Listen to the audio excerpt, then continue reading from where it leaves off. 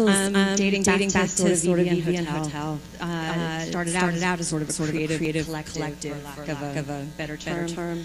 Exchanging tapes, letters, photographs, and drawings via the post, no less. So it seemed fitting to release a book, a photography book, sort of a visual representation to celebrate your 10 years together. As you've documented your adventures visually right from the very beginning. True. Yes. Yeah. It can't. I mean, this whole thing came out of. It was not really ever a plan to document it. I think we just thought at the start that we'd never return to our places. So it's kind of like thought it was our last chance. Lucky last chance. But this exchange sort of evolved. Has always been between you two. Sort of diarizing, I guess, visually. Both as visual artists, sort of creative journey, I guess, together. Not just musical and visual. Memories and sort of mementos. Where does this? I guess it's seeming need from an outsider looking in to chronicle things come from. I don't know. I don't know why. I always felt like I had to write everything down. I'd take a photograph of something and I'd never remembered if I didn't do that. I think I have a real fear of forgetting everything because so much is always going on. For me, I drink a lot, so I can't remember quite a lot of it. So it's always been a good aid for me. No, I think growing up, we were always both of us, even though it was like 4,000 miles away from each other. We were both obsessed with doing art and painting and all that kind of thing. And then when you start touring, kind of the way you create things changes. You can't really sit and paint something. Yeah. So the way that I produced art started to become more like scrapbooks and notepads and photographs. It's just how it transpired. Yeah, it makes me think a lot of the people that you cite as inspirations as well, the Velvet Underground, yeah, and art movements, Dada, Warhol, all of that. It sort of seems to be in the same vibe. You don't see a lot of musicians, expressing something in such a visual way as well. When we started the Kills in 2002, like Warhol and the Velvet Underground were cool. Now I'm sort of being facetious, but it's like now it's kind of wallpaper. It's become so absorbed by the mainstream, but at the time it just seemed like this beautiful way of making art for next to nothing. If you go into a photo booth, you can have a cover for a record for $3, rather than finding an art guy and designing something. That's why we started using cheap media for art. Yeah. So as people are so visually, artistic as well as musically, what's it like then to have someone else document you guys visually? Well, it's not as good, but... Well, I was always saying, when I met Alison, kind of part of the introduction was that when I first met Alison, we never started a band. It wasn't like, I like what you do, you like what I do, let's start a band. We just hung out, and it was for months just... I'd play her records and show her books, and we'd just chat and sit on the floor, and I'd be fixing old tape machines and she'd be listening to my boring stories. And then after a while, we just started fixing the tape machines and then playing something and recording it. And then after a bit more time, we realised we were writing songs together. And that's how it was with Kenneth. It wasn't like, let's find a photographer. He was a friend that had a T3 attached to his hand all the time. Well, basically, when I met them in Paris at a store called Surface to Air, and my friends, I had like a couple French friends when I was living in Paris, and they owned that store, and I'd always hang out. They had a creative space in the back where you could hang out. And he came back and he's like, "You know the Kills?" And I was like, "Yeah, I've heard of them." He's like, "They're in the store." So I wandered out in the store, and the first thing I noticed was both of them had cameras in their hands. We started talking about cameras first. That was our introduction. I was like, "Oh, are you guys in the photography or whatever?" And they were like, "Yeah." They were taking photos in the store and all this stuff. And I was like, oh, I take photos, and then we just started talking about cameras. So it was actually the camera that like made us like start talking. And then I showed Allison or Jamie my sketchbook. I was like, oh, check out my sketchbook. And I showed them my book, and they're like, well, we're working our DVD in the basement tonight. You should come, whatever, hang out and take some photos. So we just stuck around, and so basically we met based on photography in a weird way. It was because they had cameras with them. Organic. The conversation starts and again. Then so we photographed them playing. What was it?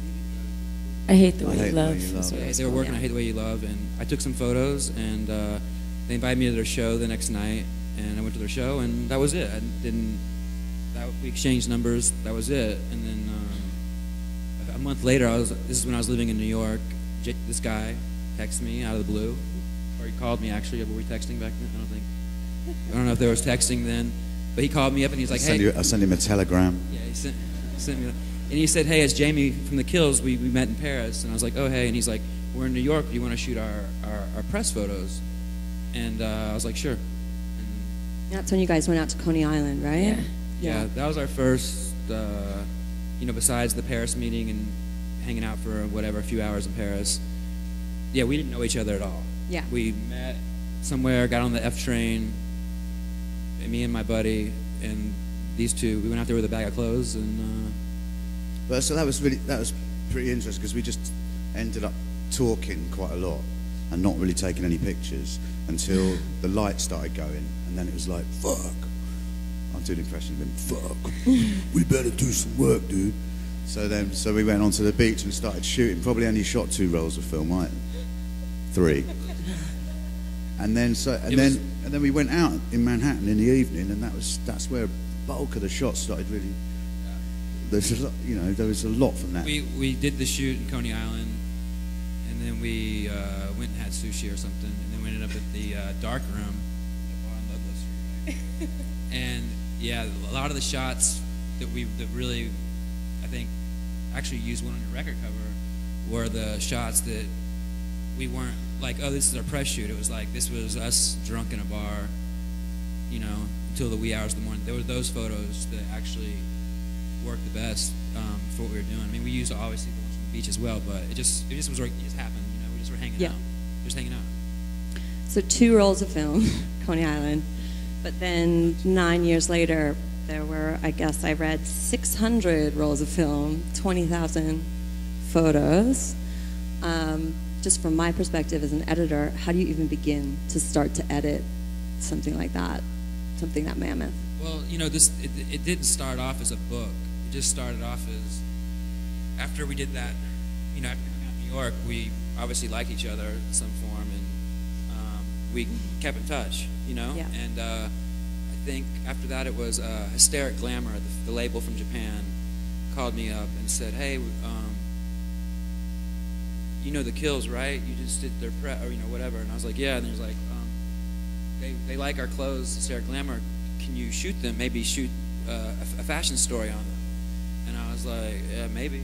So I texted this dude and said, Edit it. It's like he's doing the whole conversation. And then I went out and I bought a sandwich. And so I texted this all guy. about the story, the details. I texted this guy and I said, hey, I'm gonna meet you guys on tour with a box of Hysteric Glamour clothes. Can we do a fashion story, like a week-long fashion story on tour? And I'll just put the clothes on. I'll just bring a box of clothes. And just put them on. And he's like, I don't see why not. So I FedExed the box of clothes to Switzerland. And I showed up, and they didn't know me very well. And I just showed up in Switzerland by myself with a camera and a box of clothes. And I remember Allison was hiding in the corner. She was like, who's this dumb jock? And and we did 2 weeks or a week and a half. And I was like, you know what? Y'all fucked up, because now I'm going to be on all y'all's tours. And I just went on. That was it. The next 9 years, and whenever I had time, the door was open on the bus, I just got on. Right? It's true. It's all true. But then how did you narrow it down? You've got access, and it's this great old school, it's 20,000 photos where you know. I had 10 years to narrow it down. No, I mean, I realized I started shooting them in 03, and we stopped shooting for this project in 11. Coachella of 11 was the last show. So over the years, I've been scanning the photos that stood out to me, and like thinking like, oh, maybe one day I'll do something with these or whatever. And then 9 years goes by, and there's a lot of photos, and I had a lot that I'd already picked out. And then when we had meetings on this book with Gary over here 6 years ago, we had meetings about this book with Domino, and they declined, and Hysteric Glamour wanted to put the book out at one point, then they backed out. So there was always like this like undertone of the book maybe happening for like 6 years ago, but both people backed out twice. So I had started looking at the stuff. So then 5 years later, the book came up again, and I'd already been sort of working on it in the back of my head.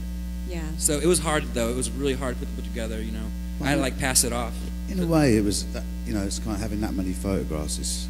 It's a luxury problem, because there were a few versions of the book, and the book could have been 3 completely different books. There's so many. The first edit that came through, most of the pictures we didn't end up with in the final edit, and I think it's just that was the beauty of it, that it was just about kind of capturing a feeling for the book, because there's no pictures that I miss.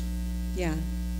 But if we'd have chosen completely different photographs, then I probably wouldn't miss these either. It's just It's just through a different filter. Yeah. How involved were you guys with the editing process?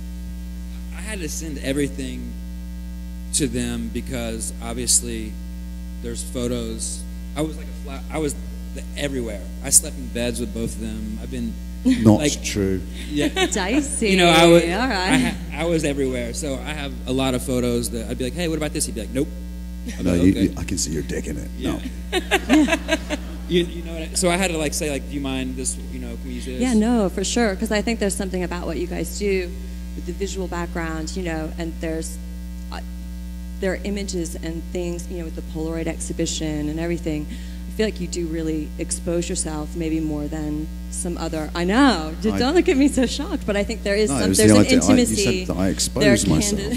There are candid moments that we don't often see anymore from people in bands, because they're projecting something that's much more manufactured. Yeah. So I think it's interesting. I wanted to know if you were involved in the editing process, because how do you strike that balance between showcasing something that's authentic and real, and protecting yourself and protecting. I think editing's a real skill, It's key. And it's really hard, and you kind of have to be objective. You have to be not part of the project, and then if you're not part of the project, then it's kind of, you don't want to give it away to someone to edit. So it's quite everyone has a different take on it. We were involved in it, but not super. It was like important to not have photos in there that we absolutely hated, but there weren't really any like that. It was just more. I would send them a random PDF and be like, hey, take a look at this, and they'd be like, oh, that's cool, but maybe not this photo, or maybe that. I would just send them stuff randomly. Yeah. And it wasn't like a book where there was like a deadline and this and that. It was such a long process. And then when Domino called me and was like, we want to do this book now, then we had to put it in gear. And after the edit being very hard, then it came to lay it out, which was impossible. So I had to pass it off to someone to actually lay the book out, because I had looked at the photos from 2003. I've looked at these photos over and over, and I was like, I can't lay this book out. So, then we had someone else, after it was edited down and everything was approved by them. I had Colin from Saturday's Surf Shop store here in New York lay the book out. He did a great job. What's everyone's favorite photo from the book? Allison. Well, I really like those ones, the ones where we're walking into the dressing room with the fan and all that graffiti and everything. Those are my 2 favorite pages, I think, in the book. I love those. I love when you talk about, every dressing room has cocks, drawn on the wall. Seems to be like this, on every wall, yeah. Well, like I said, a lot of them, I don't remember a lot of the. I like the eyelash curler thing, because I have no memory of that. I don't know what I was doing, when I was curling my eyelashes. I think Kenneth brings the woman out in me quite often. funny thing is that eyelash photo, there's about 4 of those in 4 different cities. So I don't know. And you have no memory. I had to pick the best one of those. Kenneth, what's your favorite photo? One of those with when it's got your reflection in the glass, when you can see you. Yeah, which is about 20% of the pictures. I don't know. I mean, I think I like them. I love how we've all got a different mic technique here. Like Alison's like this. I just keep it ready. Kenneth's like this. Yeah. Like he's in a hardcore band. Oh.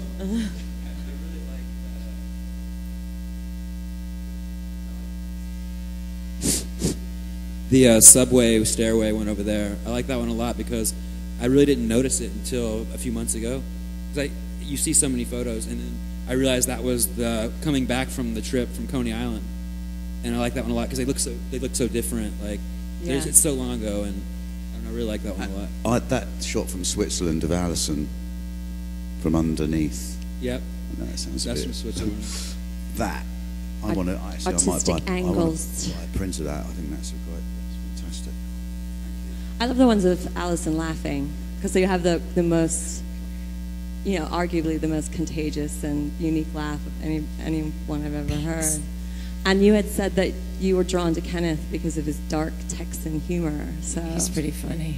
I love that there are photos where he's it's just rude. making you laugh. It's just rude.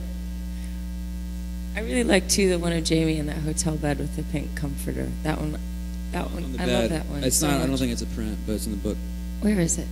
Not out. That was the thing. When I started taking photos of them, we didn't. I just showed up. They didn't really know me. Yeah. I think I remember her rolling her eyes at me on the first shoot, on the beach because I was like an idiot. No, I just hate being outside in the sun. Yeah, she hates the sun. But I didn't know them. It wasn't like we were friends and we're like, we're going to do a book. It was like, we just met, and then I ended up on a tour bus with them, and I was staying in their rooms, sleeping in the bunks. We weren't even on a bus. We were in a van in the beginning. Yeah, they started in a van, obviously. And I was just crammed in this car. It was just, so it was very, very organic. It wasn't like we were friends, we're going to make it. It was just, I was like a fly on the wall, kind of. Yeah. But a fly that talked a lot. But it is funny because I did so many of those. I know I'm joking about not remembering them, but I don't remember you being there on a lot of them. It's just kind of a testament, in a way. Now I'm hearing myself say it. It sounds rude, but what I meant was he doesn't get in the way. It's just like, yeah, it's just rude, isn't it? So. But I mean, me and this guy got in some good art. We had it out here and there. No, I don't believe it. Yeah, we fought. Oh yeah, I don't think me and Alison ever fought, but me and him, yeah, we fought. Yeah, before fought. Then he started doing UFC and all that, and I don't bother now. But I used definitely. We'd have a few problems. Yeah. Why didn't you do the book in chronological order? I just think so much of sort of visually what I see from you guys is stream of consciousness based on, people you might have been inspired by. So was it there was talk of that, just doing it from the beginning to the end. Yeah. I didn't really see the point. Just thought, it was all photos of them. It was documenting their past 9 years. I felt like just put them in the book, however they look the best. Yeah. That's when I gave it to Colin. I said, listen, I have an idea how I want it to look, and I gave him a small idea, and I said, just go nuts. Like this photo here of Alison in the striped jacket with the teased hair. That's recently. That's 11 backstage at Conan. And the teasing's new. Yeah. And that photo is like in the front of the. It wasn't a rhyme or a reason. It just what looked good. Yeah. Next to each other. It goes without saying. I thought it would come up more with like everyone's favorite photos, but what are favorite memories that sort of some of these images conjure up? Like I said, for characteristically having seen you, we were just talking about the microphone cord around your feet. For me, that's so trademark, and then there's a great story behind the image too. So it's sort of this. I could almost tell you where every photo was taken weirdly enough. I mean, some of them I'm not sure, but I can almost tell you every place. And that's crazy to me because I have a bad memory, but there's a story behind everything, and unfortunately I remember the bad times because the good times were so always happening. Yeah. You know what I mean? But I can tell you like where... What's a bad time? Where it was Berlin that was a good one. I forget what. Is something bad happen? I don't remember you being there. I can't remember it. I was there. It's funny because you must be one of the few people that were there. I think I was one of the 17 people that were at a 3,000 venue seating venue. I mean, aside from that, like, obviously you said, like, the good times are always there. For a photographer, 9 years to follow a subject around. Listen. That's no fleeting fancy. Like, what got you coming back for more? I'm lucky to be a photographer because I'm a high school dropout and to make money doing this or whatever. And B, I can play shit worth instrument. I tried to learn how to play an instrument because obviously you always want to be in a band when you grow up, punk rock or whatever. And I was like, shit, I get to tour with a band and do this, like it was cool. Like it was the closest I'm going to get to doing anything like that, you know what I mean? Yeah. Like being on the road with a band and having all access and whatever. And it was the coolest part actually about the book and the whole experience was watching them go from playing in front of 150 people to 30,000. Yeah. Like the last show I was with them at Coachella, I walked on stage first.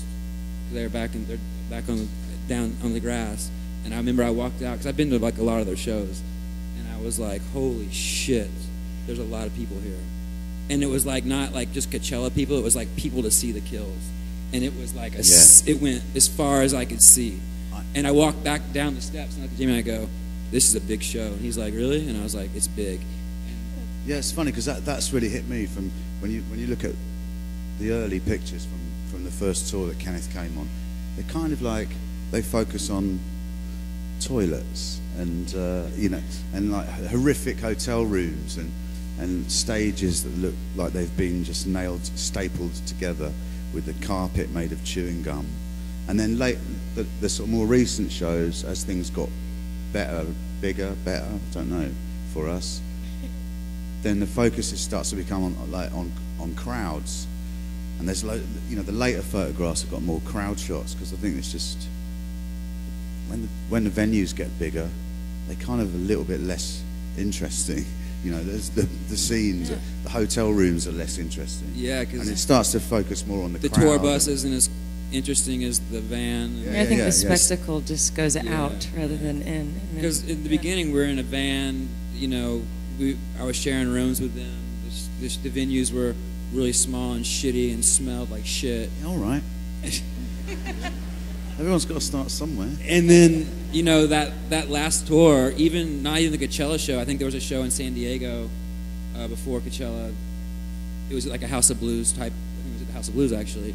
And just to see it started off an indie rock crowd in the beginning, and then by the end of it, I was seeing... Tiaras. Yeah, Tiaras. I mean, that blew my mind. I was just I was almost in tears. It's a different show. That was Dallas, Texas. Dallas, Texas. That was the Mike Ford show. First 3 rows of 17-year-old girls with tiaras and feather boas. I was like, what the fuck have we done? Why were they there? Obviously, you're fans. We never saw them again after that. I remember you had a meltdown after that show. I had a meltdown, right? I was like, I'm not going to explain. But I watched the crowd change and the shows change, and I watched the whole thing change. So that last show at Coachella, when there was like, I don't know, 30,000 people, and I told him, I think this is the biggest show you're going to play, and he's like, shh. And then he walked out and was like, whoa. It was big, but it was cool because that was the last show I documented for this book, and you can't see the end of people from this first show in Switzerland where there was 150 people. I was like, well, this is pretty cool to watch this happen, For sure, the evolution. I mean, I think the great thing, what I love the most about the book is these intimate moments we don't get. and they're punctuated by these now what some of like the really intimate moments obviously couldn't make the final cut because they were a little too intimate. Back to the editing process, yeah. We'll have a part 2 maybe. But it's because you are such a force to be reckoned with live. I mean, I knew you before I ever saw you live, and I was like, the first time I saw Allison, I was like, who is this girl and what has she done with my friend? But then that playfulness and the gentleness and sort of the relationship you guys have, it's all sort of in the book. And you captured that. Well, that's what made this book interesting. I mean, obviously they're not the only band I've gone on tour with. I've toured with some other bands for a few days here and a few days there doing projects. And, like, shooting bands can be hard. Like, you got 5 egomaniacs. You're shooting 5 guys. You're like, this sucks. Like, there's, like, a front man. So the Strokes. Yeah, yeah. But I don't know. I was trying to think of a 5-piece band. But so the Kill, I've shot tons of bands and I was like, okay, whatever. But with the Kills, it was really interesting because obviously when I met them, I didn't know them. I couldn't figure out what their deal was. They were like they weren't a band. They were like an art. It was like they were together. They were like one. They were like they did art together. They like it's voodoo energy. You guys. Yeah, the energy was weird. It was crazy energy. Couldn't figure the energy out.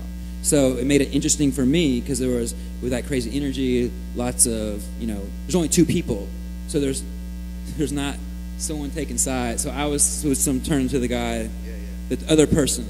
Yeah. Because there's no one, like if you're in a band with 5 guys and you get in a fight, they get in a fight, you can go talk to the other guys. That's really good because you ostracize the guy that's annoying, and then everyone else kind of, there's this sort of negative solidarity against somebody.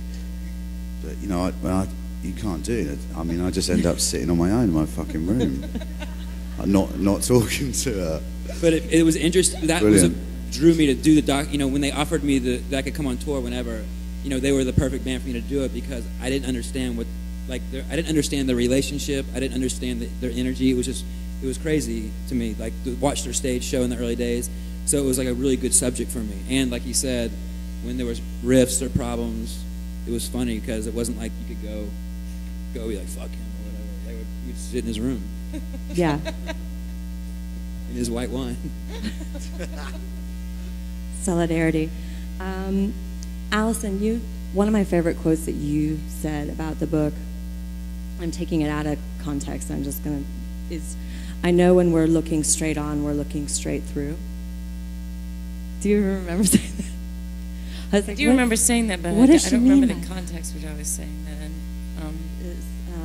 The dive of backstage temporaries, electricity flung like paint through space, the face, the posture, the vehicle that hounds the road sweats. I know when we're looking straight on, we're looking straight through. Well, I mean, I think I'm just talking about being on the road. It's a crazy place to be. It's really exciting. You wake up somewhere new every day. There's no kind of planning ahead. You don't know what's going to happen ever. You kind of get really addicted to that, and it's almost like walking a tightrope all the time. And really brilliant things happen. It's quite challenging emotionally, and it's quite hard to remember where you were yesterday's. All these things are kind of, I don't know, it's a confusing, beautiful state that suits me and suits Jamie and I. I think we excel when shit's really confusing and crazy. Yeah. And I don't know. I think I might have meant that about being on stage, Well, that crazy line between the stage and the audience. You have to live it like, you don't really want to live in the moment in a way, because the moment, as you can see in some of the pictures, is not very glamorous at all, and it certainly doesn't live up to the huge romance and those sort of iconic visions of what rock and roll can be. You kind of have to. It's not. You don't face up to the. It's not facing up to the harsh reality of it that keeps you doing it for 10 years. It's like it's living in a bit of a fantasy, and to me, that's how I interpret that. Of like not looking at it straight on, but looking right through it. You kind of like look. And then looking back, now having the book, now having all these photographs, all these memories. Now, can you romanticize it? I mean, how does it feel to look back now? I do. Instead of straight through it. I think if I was 14 and I picked this book up and I had not been in a band yet and I was looking at this, I would want to do it so bad. You know, I think it's the kind of thing that inspired me before I started playing music, and the kind of images that would have blown my young mind, you know. And I absolutely, I love it. I think it's incredibly inspiring. No, I'm taking myself out of it and saying that, but you know, I do. I think it's all really important. I think so too. Like I said, I don't think enough people are doing it, so I celebrate it. And it's a great project. I think we're gonna open it up to questions. Yeah.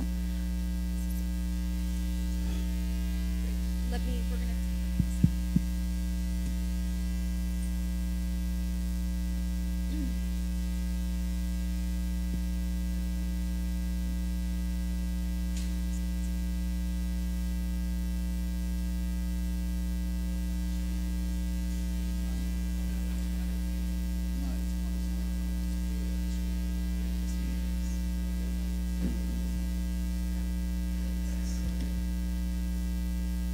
Can I have one of those?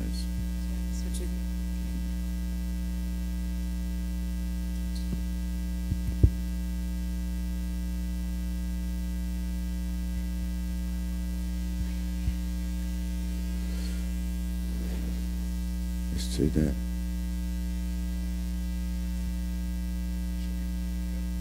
Hello. Two.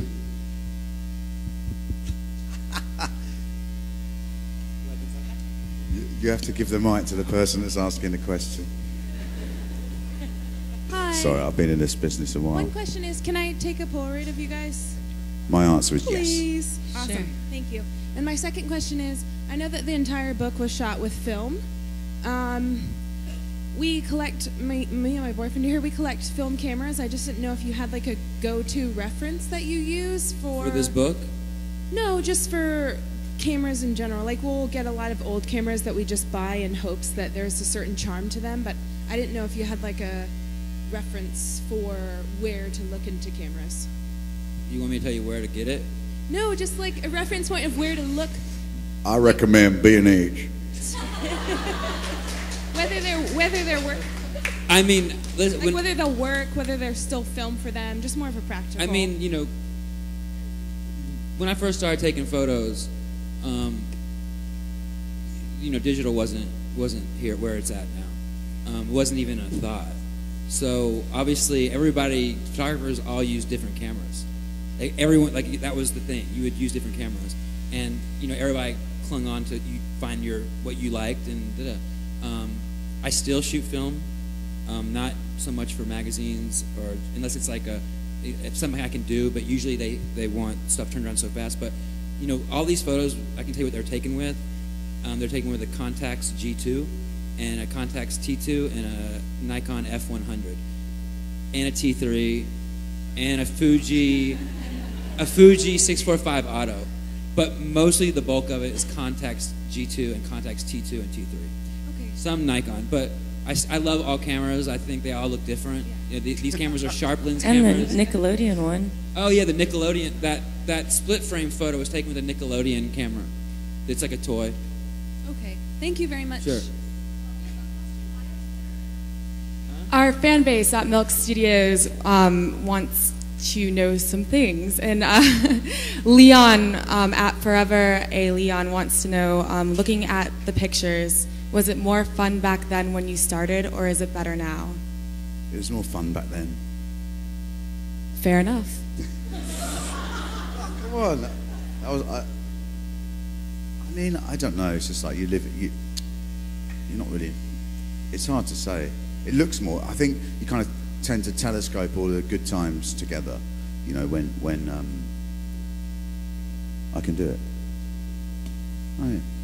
You know, when you think back on all those things, you tend to telescope all the good things together, and they eclipse all the boring moments.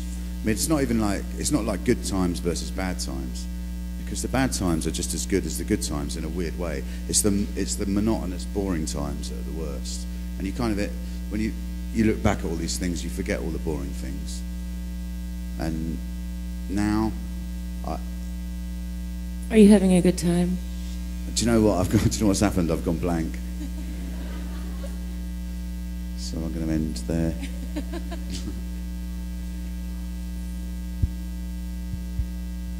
Hey, well, first I'd like to say that you're the soundtrack to all of my time and monotonous everything all the time. Thank you. I wanted to ask, what's your favorite place in London? What's your favorite scent? And what cigarette you smoke? What was the second question? Favorite scent. scent. Scent. Oh, yeah, and what was the third question? Favorite cigarette. Cigarettes. Yeah. Okay, the first question. Favorite place in London?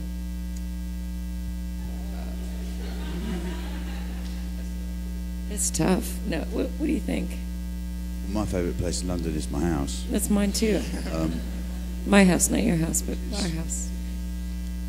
Well, I was going to give the address out then, but then I thought, no, what am I doing? Yes, please. But that's my favourite place. Favourite cigarette is Marlboro Light. But no, I like the first cigarette I ever smoked was a Player No. 6 because they're that big, and I was really nervous about smoking when I was little because I thought, what if I'm going to have to smoke this big long cigarette? What if I start being sick or something? So I chose a really small one, and it was Player No. 6, and it had like a sort of life. What do you call those things in America? Like a life when you're drowning and someone throws you that rubber ring, life preserver. Oh, that's so sweet. A life preserver on the front and an anchor, and that was my first cigarette. But Marlboro Light is my favourite. And what was the last one? Scent. My favourite scent. I'd have to say Whiskey. Serge Lutin Dark Amber.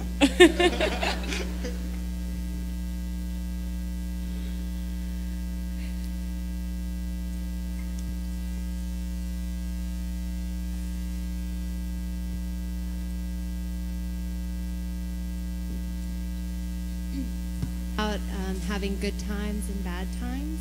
In the bad times, did you ever question whether this was something you wanted to do or continue? And if No. so, how did you keep going? For me, that's weird because I don't know if I've just got a really high tolerance, but I've never questioned it, no matter how bad it gets. You know, even when I was on antidepressants, and no, I've never questioned it. It's always just seemed like life's not really about just having fun. There's lots of being in a band is really hard. I think. I mean, it's a good job to have, but it throws a lot of weird, difficult things at you, and I never really questioned it when I'm having a bad time with it. It's just part and parcel of it, I think. I think that it's that one. I mean, maybe the reason we're still a band for so long is that.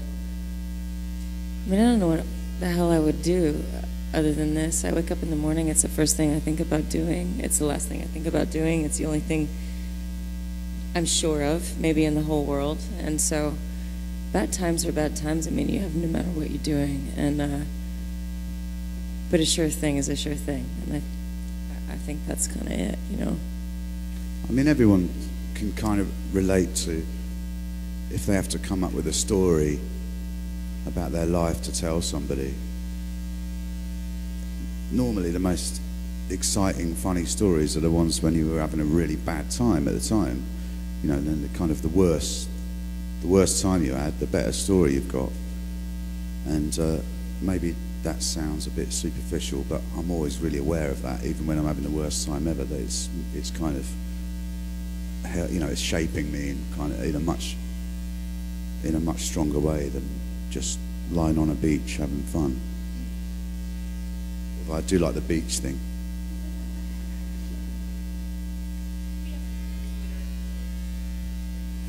I don't know how I Last feel one. about these Twitter people. Where are they?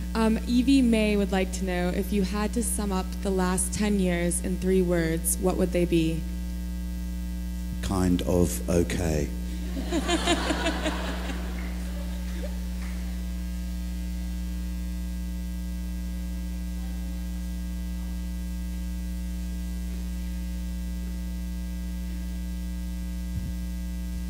Hi, just two things. First, bit of an observation. You guys did a show, the Webster Hall 2003 or 2004, where at some point during the set, the fire department strolls out. Amazing. I thought it was a striptease. I did I too. had no idea. I did what's too. happening. And it's such a to have a live show kind of just stop dead in its tracks for just the two of you to pick it up again after they gave the all clear. It was really impressive to see, especially so. You know, the best early thing on. about that was with the guy, the fireman that had the job of going on and announcing that everything was safe again. Like, rock And he and came on and he's kind of, it was like you could say it was his moment. And he went, "I'd just like to inform everybody that we've worked it all out and everything's safe, so fucking rock, yeah!" It was like his little moment, and it was just so brilliant. It was awesome. The roof was on fire. It literally was, yeah. Above us. Yeah, And we had no yeah, idea. that's- But I was smelling smoke for a while, and then the That's how striptease, much and it was ass. just all. That's how much ass you guys were kicking. But the other thing, for you, I'm not a professional photographer. Sometimes I'll bring a camera to a show, and you want to get a good shot, and you can't. And then you're in photographer mode. You're not really enjoying the show because like you stop and you're like, I should have got the. Do you ever like say like, fuck it, I'm just watching the show tonight? Or Well, this is the thing right now. I mean, I think everybody's losing out because everyone in the whole audience is standing there with their phone like this, and they're watching it through their phone. And it's so fucking ugly for us to look at that. And it's so ugly for all the people behind them to look at that. And, you know, if I saw an audience right now without that, I would feel like I was in a magical time of the past. How weird is that? I mean, that never used to happen. So I do think people are missing out. I don't, you know, it's like, it's one thing to bring your film camera because you're going to run out after 32 shots, 36 shots, or whatever, you know. And you can kind of pick your moments. If you take a small enough camera, it doesn't matter. You know what I mean? Because I started taking photos at punk shows when I was a kid. And I did too. The camera you know, would be in my but- pocket. So it wasn't like I was worried about the show or the camp. They just take it out of my pocket, take a photo. I was like jumping off the stage, you know, with the camera in my pocket. So it wasn't like a problem. But the phone thing is a problem. Because All those videos, no one's watching them. All those photos, they're ugly, they're terrible, they're blurry, and they're full of like hair from everyone else in front. And it's just, I don't It's so get weird it. I because don't in a get way it. it's gone back to like early like Victorian photographs where you had to sit still like this, you know, for like 10 minutes. And we've got it. And now it's like that with phones, you know, you get people coming, "Can I take a picture with you?" "Yeah, okay." And then you're like this. Oh and wait, then, oh wait, no, it didn't work. Oh wait, wait. and then they evidently, you know, the camera doesn't work, the flash doesn't go off. They don't know. You know, I'm like, I don't know how to it's not use coming this. on. You got a text.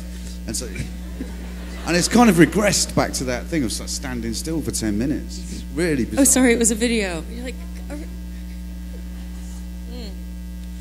yeah, I mean, go to a gig, bring a film camera. You'll love the results so much better, and it's just cooler, just is. Thank you guys very much. Can we give a very applause for Thank you. Thank you so much for coming.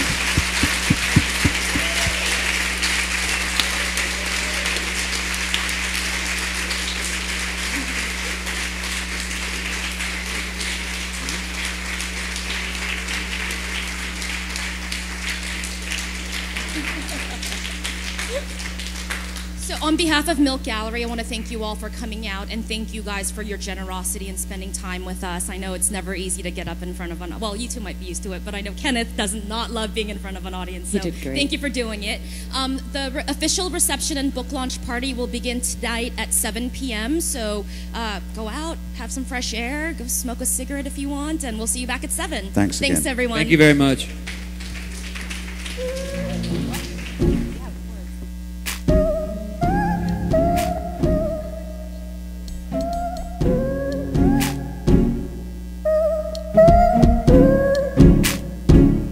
Mm-hmm.